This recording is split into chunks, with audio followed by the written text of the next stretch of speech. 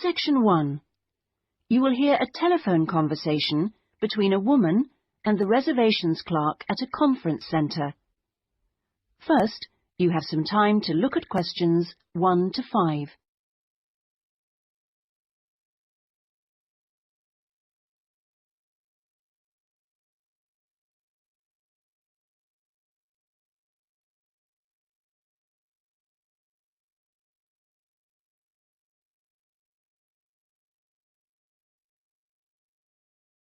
Now we shall begin. You should answer the questions as you listen, because you will not hear the recording a second time. Listen carefully and answer questions 1 to 5. Conference Centre reservations. Good morning. Hi, I'm interested in the computing conference next month. Future directions in computing? Yes, that's right. Could I ask you a few questions about it? Of course. Okay. I know the conference is for 3 days, but actually I want to attend on the Friday and Saturday only. Will that work out to be any cheaper? Let me have a look. Well, you could register for the 2 days separately, but that wouldn't actually save you very much, as it still costs £35 for each day. In fact, if you could register for the 3 days, you also get an invitation to a free dinner on the Saturday night, so that's probably the better option. Right, I'll do that. How much will the fees be in that case? It's £75. All right. I'd like to register for the full 3 days. Now, can I pay that by credit card? I'm afraid not. You'll have to send a cheque to us. Or you can pay at the conference office. Fine. So it's probably easiest if I pay by check. Now then, what else do I need to arrange? Right. How about accommodation? I guess that's not included in the price. No, I'm sorry, it's not. But we do have a few rooms available for delegates at the conference centre if you'd like. Those are very cheap, but if you're interested, you'll need to book soon because there's always a heavy demand for them. They are only £15 per night, but they are very basic, and you'd have to get your own breakfast because they don't provide you with that. But it's very convenient because it's in the same building as the conference rooms. Uh-huh. Or there's a very reasonable guest house, which is £25 per night, and I think that includes your breakfast. Is it close to the conference center? It would be about a 10-minute walk away from here. I see. That sounds quite reasonable. Before you hear the rest of the conversation, you have some time to look at questions 6 to 10.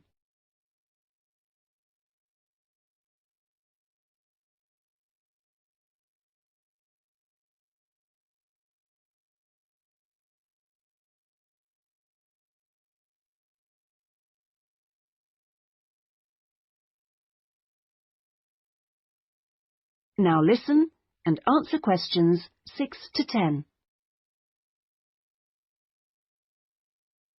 The details are all in our conference pack, which I'll send you.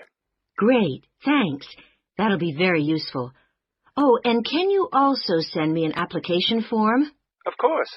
I'll get that in the post to you straight away. Is there anything else? Yes, actually. Can you tell me where exactly the conference center is? Well, it's on South Park Road, and it's right at the end of the road next to the library. It's a 10-minute taxi ride from the station and will cost you £5. Otherwise, you can take the bus, which runs every half an hour from the station. That's the 21A, and it brings you straight to the conference centre. Right, got that. That is the end of section 1. You now have half a minute to check your answers.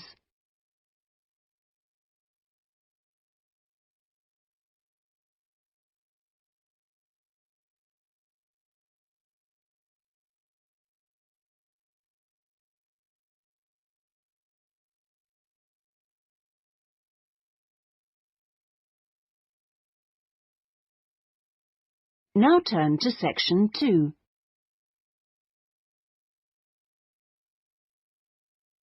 Section 2. You will hear an introductory talk to a group of temporary workers at an international travel exhibition. First, you have some time to look at questions 11 to 13.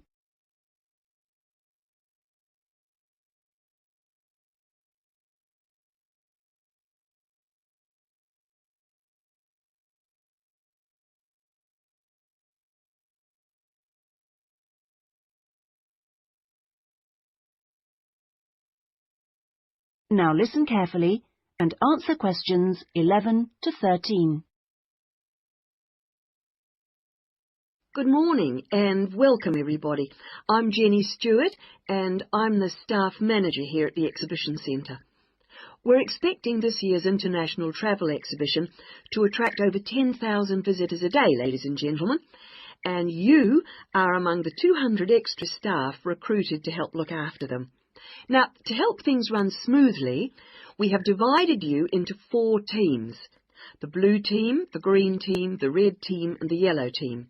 So first, I'll explain how the teams are divided up, and then we'll be giving you colour-coded T-shirts so we can identify you more easily. First of all, those who will be looking after the phones and handling all calls regarding the exhibition, you will be on the red team. Now, we've also put the entrance staff on the red team, and you'll be stamping the entrance tickets and giving out publicity leaflets, okay? Those of you involved in distributing entrance tickets will be on the yellow team, and we've also put those of you who will be staffing the information booths around the conference centre on the yellow team, so you'll be getting a yellow T-shirt. Now, most of the hospitality staff have been put in the blue team, so the chefs among you and the kitchen hands will all need a blue T-shirt, but because of the sheer numbers, all waiting staff will be on the yellow team, and this includes the bar staff among you. Those who will be monitoring and directing the traffic in the car parks are on the green team, so you'll need to get a green T-shirt. This year, we've also employed a considerable number of attendants to direct the human traffic around the conference centre. Now, you'll be working in the exhibition hall at all times, giving directions and generally helping people whenever you can. And you will be in the red team, so please collect a red T-shirt. Before you hear the rest of the talk, you have some time to look at questions 14 to 20.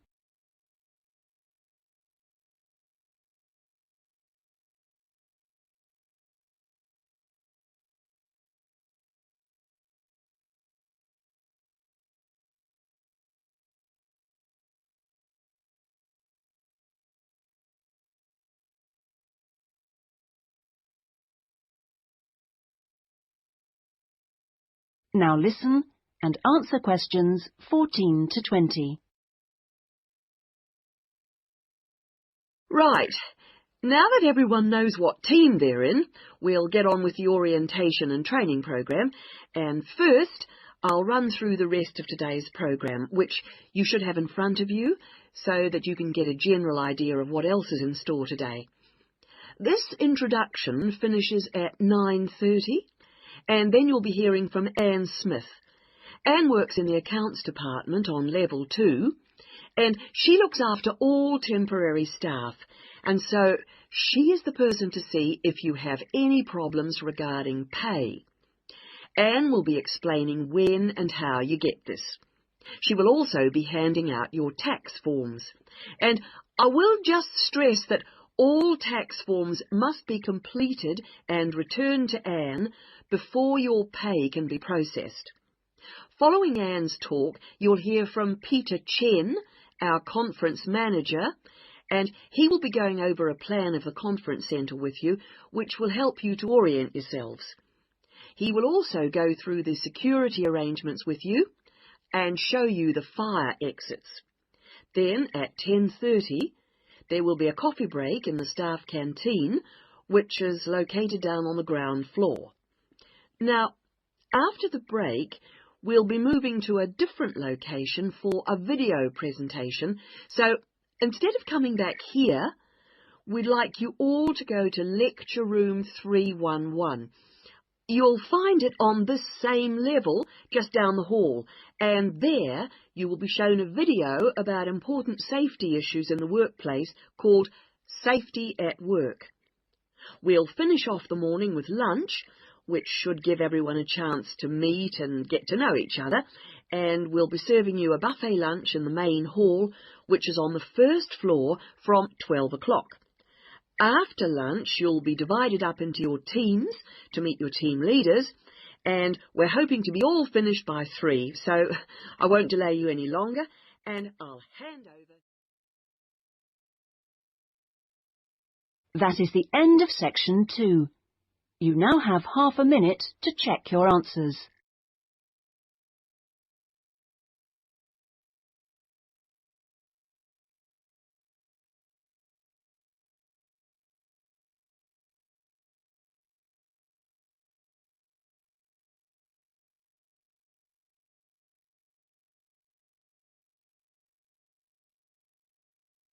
Now turn to section 3.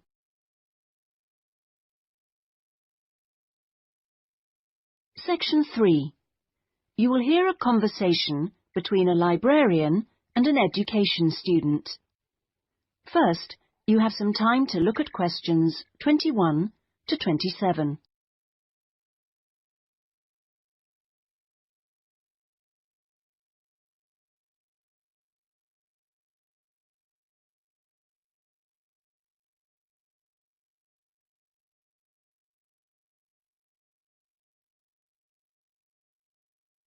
Now listen carefully and answer questions 21 to 27. Good afternoon. Can I help you? Good afternoon. Yes, I've just transferred to the School of Education, and I'd like information about joining the library. Well, the School of Education has libraries on 2 sites, as I'm sure you know. This one here is the Fordham site, and the other is on Castle Road. And is there any difference between the 2 libraries? Not in terms of their facilities. Access to online databases and the internet is available at both sites, and each site has a range of reference materials on education. Oh, yes, I see. But the Castle Road site has books on the sociology of education and a collection of textbooks and teaching resources covering most of the subjects taught in secondary schools. Ah, right. But I'm training to be a primary teacher, so I need to look at materials for the 5 to 11 age group. Then you've come to the right place. At Fordham, we hold material relating to primary education, as well as special needs. But, of course, you'll need to familiarise yourself with both sites to make the most of our resources. You haven't mentioned periodicals. Are they held at both sites? Current issues, yes, but if you want to look at back issues, you'll need to use the CD-ROM databases, which are held here at Fordham. I see. Now, about borrowing books, I'm living out of town, so I'm hoping I can borrow quite a few items and cut down on the number of trips I have to make. Right, well, members can borrow 2 books at a time from each site. Only 2 books? Only 2 from each site, but that's 4 altogether. Oh, I see. And how long can I hang on to them for? The borrowing period is 1 month, but of course books can be renewed. You can renew any item a maximum of 3 times. Do I have to come to the library to do that? No, you can do it by telephone or email, but you can't renew overdue books this way, only before or on the due date stamped in the book. We'll need your full name, your borrower number, and the name of the site library you borrowed the items from. So, theoretically, I can borrow books for up to 3 months. Is that what you're saying? Yes, provided they're not recalled. So, what happens then? Well, sometimes an item is requested by another borrower, in which case we'd send you a letter, and you'd have to return the book within 7 working days. Don't forget, we're closed on Sundays. Okay. Before you hear the rest of the conversation, you have some time to look at questions 28 to 30.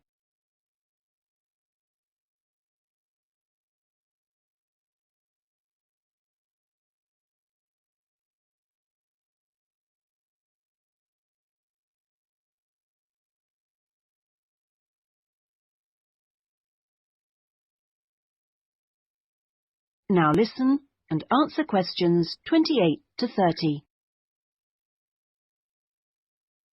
I expect it'll take me a while to find what I need. There's such a lot here. Yes, there is. But if you need help getting started, this term we're running 3 study skills workshops. Oh? What are they on? Let me see. The first one's on resources. Yes, here it is. How to use the library's resources.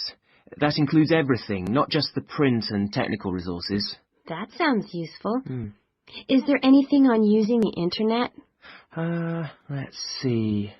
The one on the internet for beginners was last term. This term it's finding research materials online. That sounds interesting too. What's the last one? It's a workshop on dissertations. What do you mean? How to write one? No, it's more to do with academic writing conventions. You know, writing a bibliography and how to refer to sources in your text, that sort of thing. Anyway, here's a leaflet with information about all 3. Oh, thanks a lot. That'll be very useful. You're welcome. That is the end of section 3. You now have half a minute to check your answers.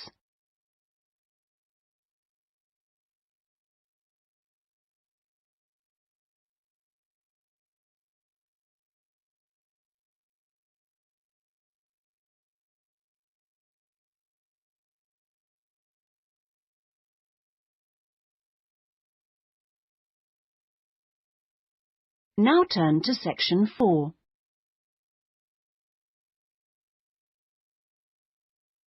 Section 4. You will hear part of a lecture given by a conservationist on the subject of lions. First, you have some time to look at questions 31 to 40.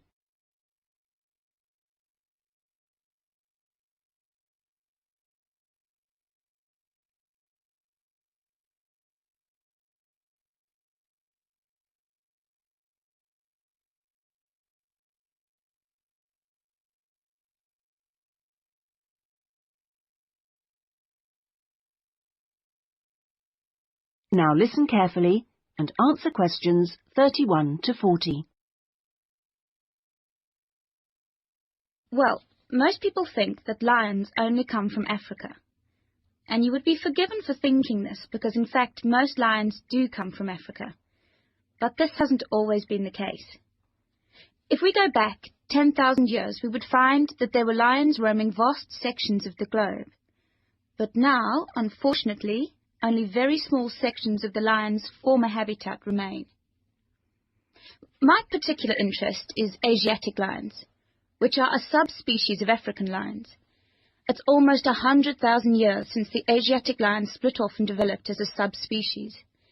At one time, the Asiatic lion was living as far west as Greece, and they were found from there in a band that spread east through various countries of the Middle East, all the way to India.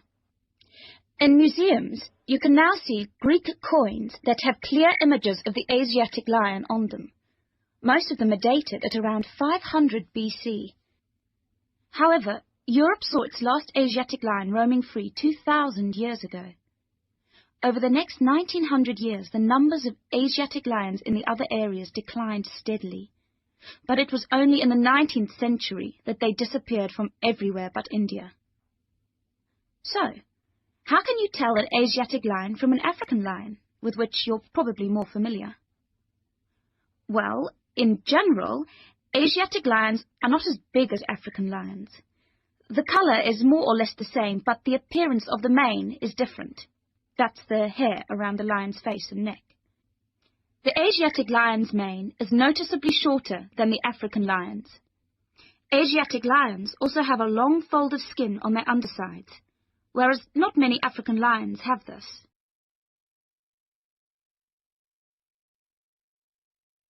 Well, I'd like to talk to you now about the Gir Sanctuary in India. That's where I've just come back from. The sanctuary was established specifically to protect the Asiatic lion. It's 1,450 square kilometers in area, and most of it is forest.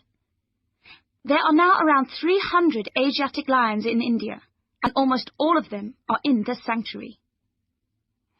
But despite living in a sanctuary, which makes them safe from hunters, they still face a number of problems that threaten their survival. One of these is the ever-present danger of disease. This is what killed more than a third of Africa's Serengeti lions in 1994, and people are fearful that something similar could happen in the Gir sanctuary and kill off many of the Asiatic lions there. India's lions are particularly vulnerable because they have a limited gene pool. The reason for this is interesting.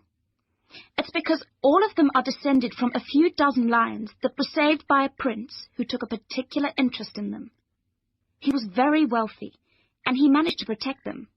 Otherwise, they'd probably have died out completely. When you see the Asiatic lion in India, what you sense is enormous vitality. They're very impressive beasts, and you would never guess that they had this vulnerability when you look at them. The Asiatic lions don't have the Gir sanctuary to themselves, I should add. They actually share it with about 2,000 farmers. A significant proportion of the lion's diet is made up of the livestock of these farmers, goats, chickens, and so on, as much as a third, in fact. And they've even been known to attack humans, especially in times of drought. One final piece of interesting information. In ancient India, one of the greatest tests of leadership for a man was to fight a lion. Now, it seems, in modern India, it will be a great test to see if the lion can be saved. I'm sure this is something that all of you will share concern for too. That is the end of section 4. You now have half a minute to check your answers.